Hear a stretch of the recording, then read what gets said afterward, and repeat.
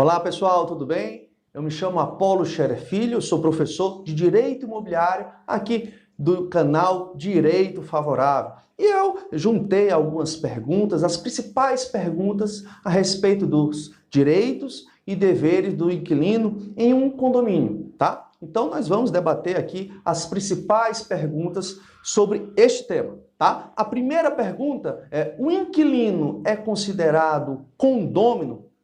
Bem, pessoal, condômino é o proprietário, é o dono do imóvel, tá? O inquilino é aquela pessoa que loca o imóvel, né, para ali morar. Então, condômino, nos termos legais, é somente o proprietário do imóvel.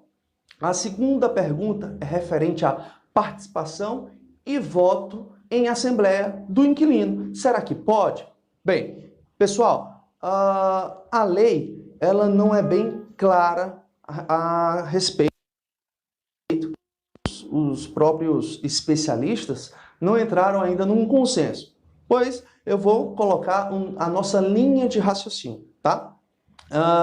O inquilino deve sim participar de uma assembleia condominial, principalmente quando tiver assuntos de interesse sobre as despesas ordinárias, que é de responsabilidade do inquilino. E já já a gente vai tocar mais sobre despesas ordinárias e despesas extraordinárias, tá joia?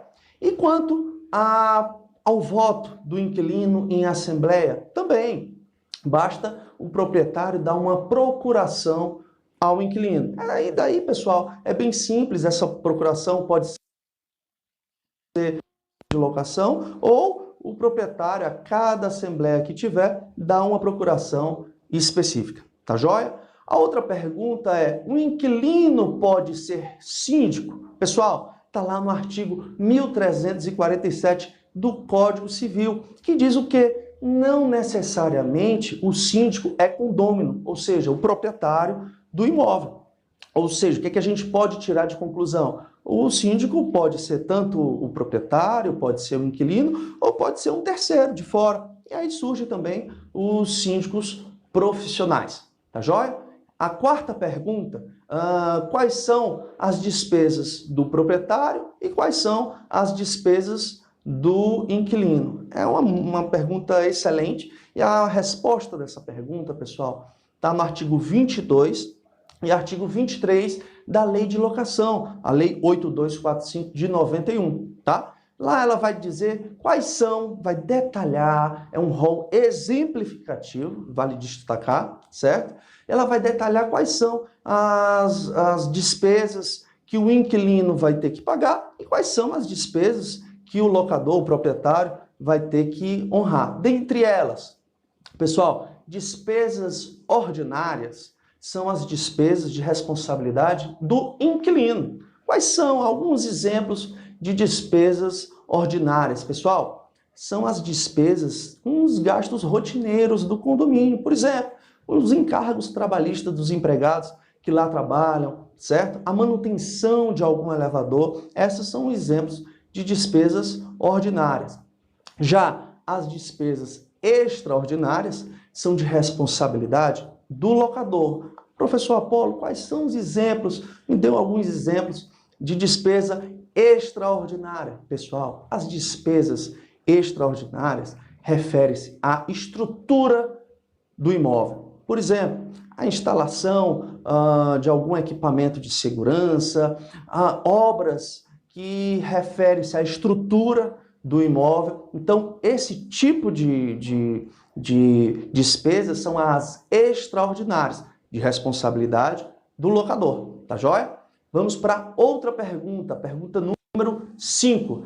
Taxa ou fundo de reserva sempre é de responsabilidade do proprietário? Bem, vamos lá.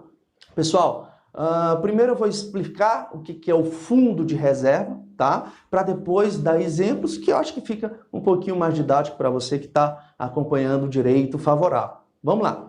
Pessoal, fundo de reserva, de acordo com a lei de locação, a responsabilidade dele pode ser tanto com a constituição do fundo de reserva ou a reposição. Apolo, ainda não entendi. Vamos lá. Muitas pessoas acham que o fundo de reserva é apenas uma poupança que o condomínio possui. Porém, pessoal, ela não é apenas uma poupança.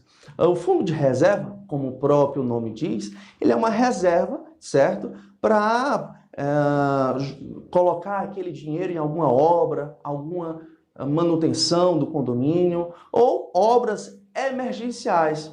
Caso o condomínio tenha alguma obra emergencial, como, por exemplo, um vazamento entre um apartamento e outro, e aí vai ter que tirar, sim, o condomínio vai ter que tirar um pouquinho lá daquele fundo de reserva para pagar aquela obra emergencial, ou seja, vai ser de responsabilidade do inquilino, ou seja, ele vai ter que repor aquele valor ao fundo de reserva.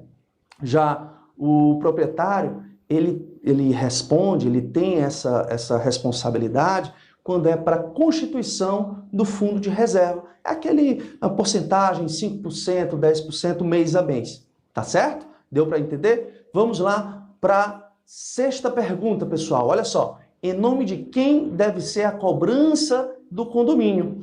O boleto para pagar, se é do proprietário ou do inquilino. Pessoal, o artigo 1336 do Código Civil diz que o condômino tem a responsabilidade de pagar a taxa condominial, ou seja, é o dono do imóvel, tá? Então, quando você, administrador de condomínio, vai emitir um boleto, tem que ser no nome do proprietário, tá certo? Inclusive, dessa forma, o condomínio consegue até cobrar judicialmente com mais agilidade, tá? Vamos para a próxima pergunta. A pergunta número 7.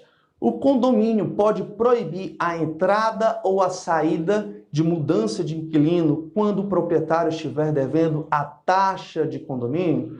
Pessoal, a sanção prevista para inadimplência, ela é pecuniária, é prevista em lei. Ela tem, a pessoa quando deve a taxa condominial, vai incidir multas, vai incidir juros, enfim, a convenção coletiva, a convenção condominial ou o regimento interno, ele não pode criar novas penalidades. Então, a penalidade, ela tem que ser pecuniária. Inclusive, já nessa linha de raciocínio, a gente vai para a pergunta número 8. É mais ou menos no mesmo estilo.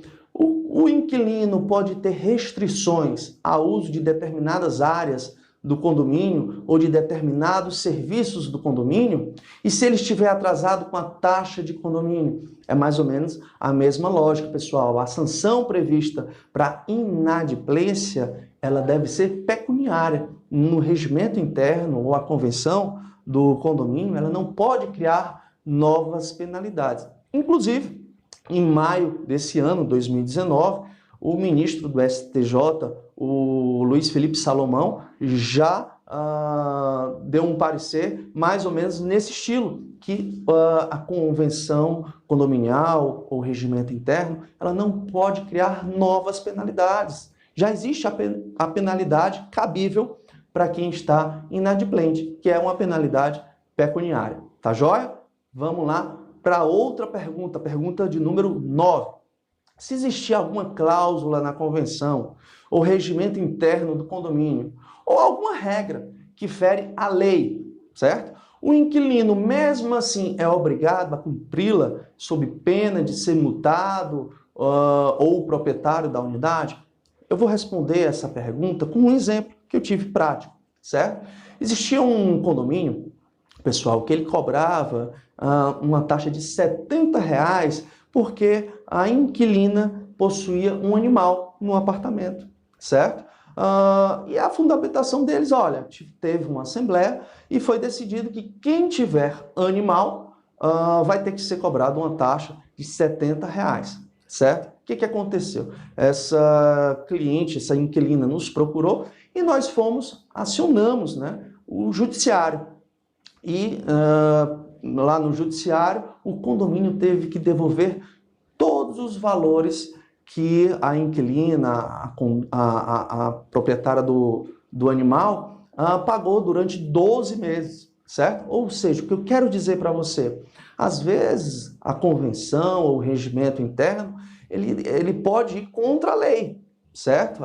O regimento e a convenção é uma norma que é para ser harmônica entre o condomínio. Porém, se ela estiver indo contra o Código Civil, a Constituição Federal ou qualquer outra lei, a pessoa que se considerar lesada, prejudicada, ela pode acionar o judiciário perfeitamente, certo? E conseguir pleitear seus direitos. Tá joia? Vamos para a próxima pergunta, pergunta de número 10. Quem deve pagar uma multa imposta pelo condomínio por uma infração ao regimento ou convenção do condomínio? Pessoal, se o inquilino cometer alguma infração, certo? Quem vai ser punido, quem vai ser autuado, vai ser o proprietário, tá? Nós temos que entender que existem duas relações aí. Uma, proprietário e inquilino, e a outra, proprietário-condomínio. O condomínio não está nem aí, ele não quer nem saber se você tem um inquilino, se você fez um contrato de locação. Quem vai ser autuado vai ser aquela unidade autônoma, certo? Se quiser, posteriormente, o judiciário e pedir um ressarcimento por aquela multa que foi paga. Tá joia? E a última pergunta, a pergunta de número 11. Quem pode decidir sobre a retirada de um animal de estimação considerado indesejado de dentro de uma residência no condomínio? Quem é que pode? O síndico, o presidente do conselho, a diretoria ou a assembleia do condomínio? Pessoal, em regra, seria a assembleia do condomínio, certo? Porém, caso o dono do animal de estimação se sentir prejudicado, se sentir lesado, ele pode utilizar o judiciário, mostrando que o animal respeita os 3 S. O que são esses 3 S? Segurança, saúde e salubridade, certo? Ele tem que respeitar esses 3 S. Se ele não respeitar, se o animal ele não respeitar esses 3 S, pode ser realmente que seja cabível a retirada do animal. Porém, vale ressaltar, pessoal, que a retirada do animal de um apartamento, de um condomínio, é em último caso, certo? Lógico que o que vale nos condomínios, principalmente, é o princípio do bom senso. Tá joia? Espero ter tirado algumas dúvidas de vocês e eu vou estar sempre à disposição aqui no canal do Direito Favorável. Um grande abraço e até a próxima!